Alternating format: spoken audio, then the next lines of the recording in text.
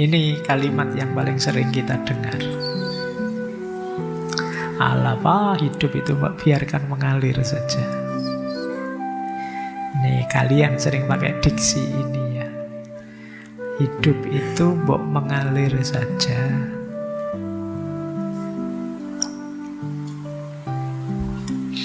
Ayo kita jawab satu-satu klaim ini. Jawaban pertama, iya benar. Mengalir itu asik. Mengalir itu indah. Seperti sungai yang mengalir tidak pernah memaksakan jalannya. Tetapi sungai yang kalian pakai analogi itu arahnya jelas, muaranya jelas, pada akhirnya ke laut. Jadi jangan dikira sungai yang mengalir itu sekedar ikut saja, nggak tahu tujuan akhirnya. Tahu dia tujuan akhirnya kemana, ke laut pada akhirnya. Bandingkan kalau kita mengalir, kita yang mengalir nggak tahu pada akhirnya kita kemana. Jadi mengalir mungkin memang perlu, tapi kita juga harus bisa memastikan aliran itu membawa kita kemana, ke laut atau ke rawa-rawa. Jadi kalau sudah jelas sana loh Pak tujuan akhirnya rute ini, ya mengalirlah ke sana. Jadi jangan sebelum tahu akhirnya kalian sudah mengalir. Ya, ini alasan pertama untuk tidak mengalir saja. Bahkan kalau dihubungkan dengan air kan ada peribahasa yang terkenal sekali. Hanya ikan mati yang berjalan mengikuti arus air. Karena kalau ikan hidup dia bisa melawan arus.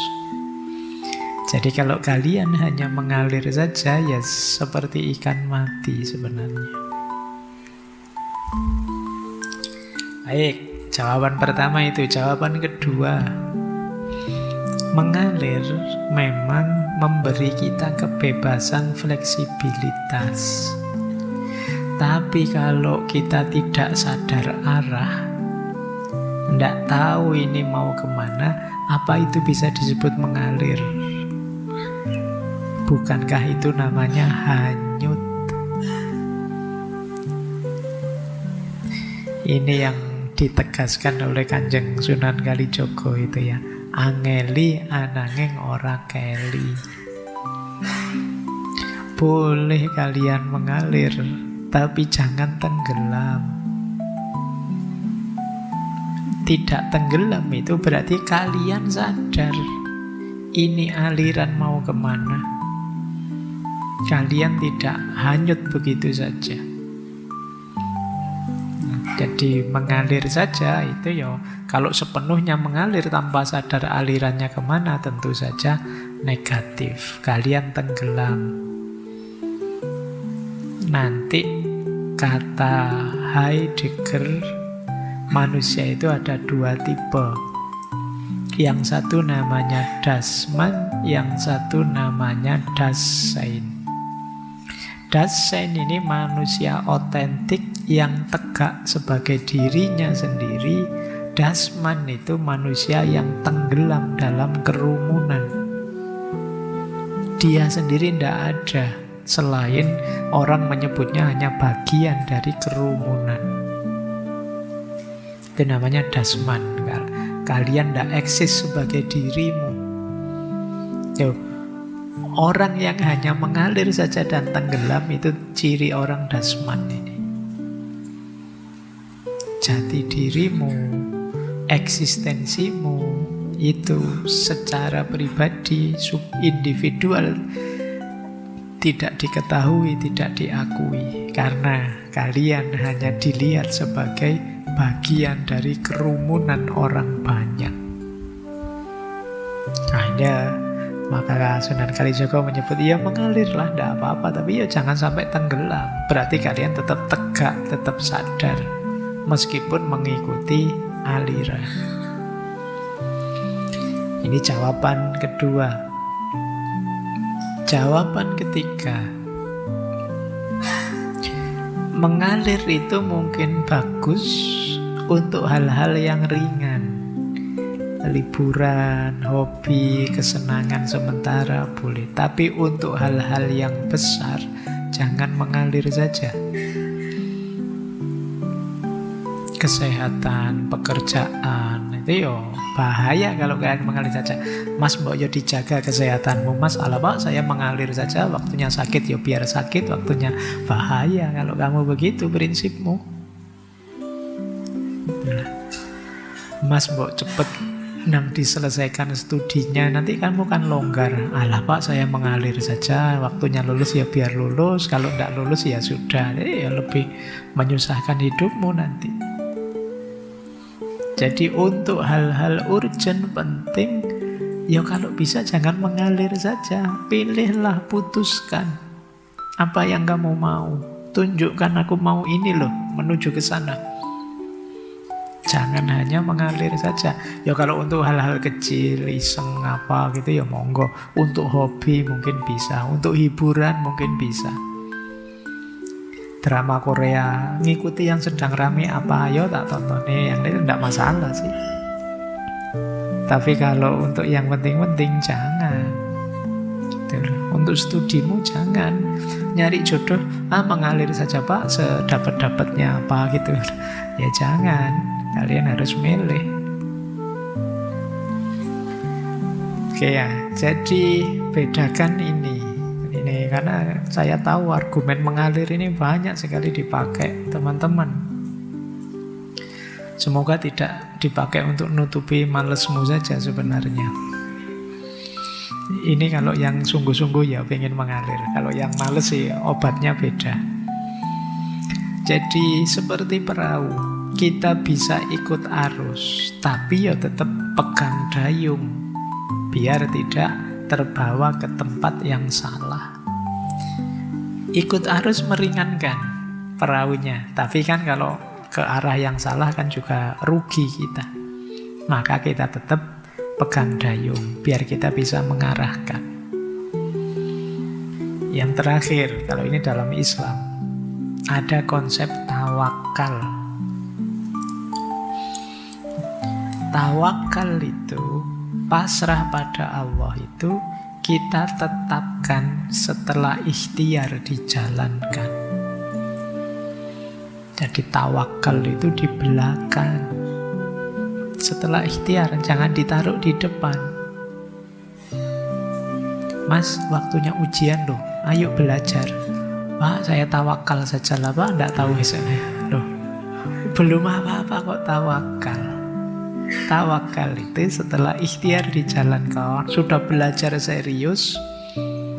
Mas kemarin belajar Pak, saya sudah sampai jam berapa itu tapi tidak paham-paham Pak, sudah saya tawakal saja. Nah ini masih mending gitu loh.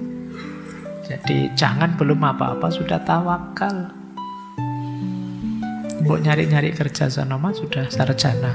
Enggak Pak, saya tawakal saja, kalau sama Allah diberi pekerjaan ya ayo.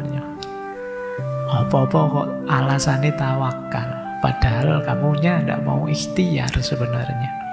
Tawakal itu setelah ikhtiar dijalankan. Tawakal itu kan bahasa mengalir ini. Saya mengalir saja, itu kan sama, saya tawakal saja. Mulia sih bertawakal, itu berarti kita tidak memaksakan hasil.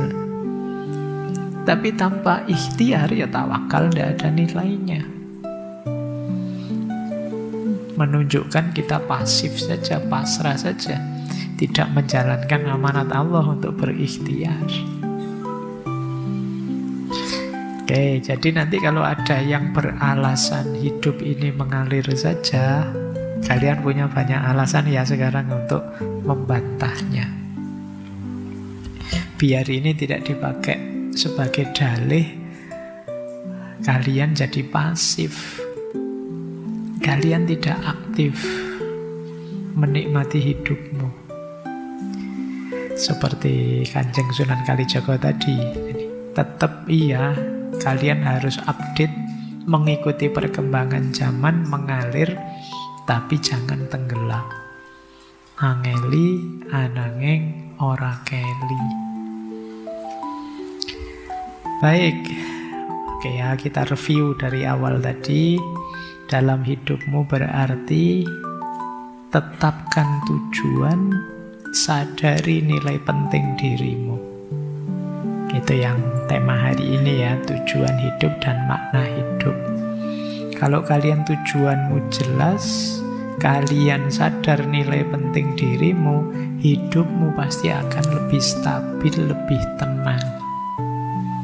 Dibandingkan kalau kalian hidup random saja, mengalir saja, atau menganggap tidak ada gunanya menetapkan tujuan karena hidup ini absurd. Karena hidupmu itu berharga, kelolalah secara serius, secara bermakna. Eman-eman loh kita hidup di dunia ini, kesempatannya hanya hari ini, hanya di periode ini.